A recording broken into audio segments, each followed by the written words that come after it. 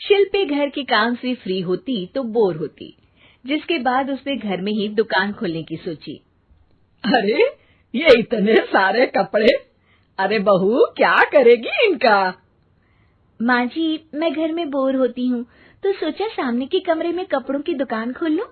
घर का काम भी हो जाएगा और 4 पैसों की कमाई भी। अरे वाह वाह, ये तो बहुत ही अच्छी बात है।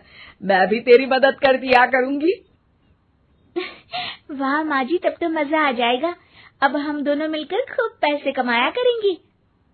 अब क्या था, सास बहू का काम चल पड़ा।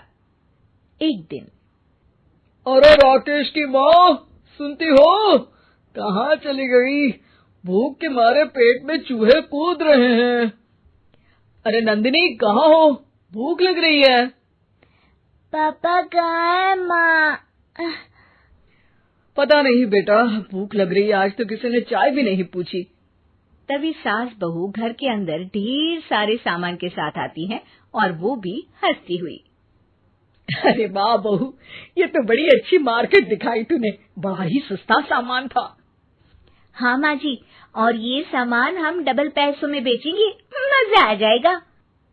अरे बहू, भूख लग रही है, कुछ खाने को दे दे। माँ क्या बात है, आज किसी ने पापा को चाय भी नहीं दी? अरे बेटा, अब 40 साल में तेरे पापा ने क्या चाय बनाना भी नहीं सीखा? अरे बेटा रहने दे अब इस बहस को। तुम लोगों ने वैसे बनाया क्या है? बहू परेशान हो जाती है और सास को अकेले में लेकर जाती है।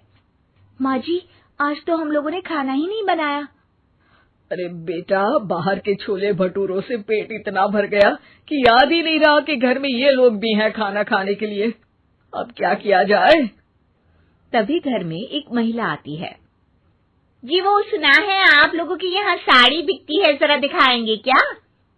हाँ हाँ, क्यों नहीं। माँ जी, आप इन्हें साड़ी दिखाइए, मैं तब तक पिताजी और इनके लिए खाने का इंतजाम करती हूँ।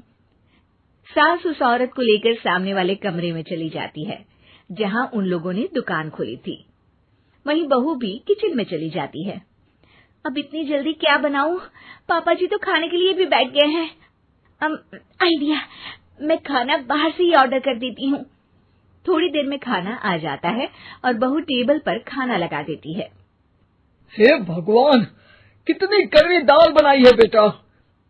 नहीं नहीं पिताजी, वो। क्या बात है नंदिनी, रोटी तो चबाई ही नहीं जा रही है।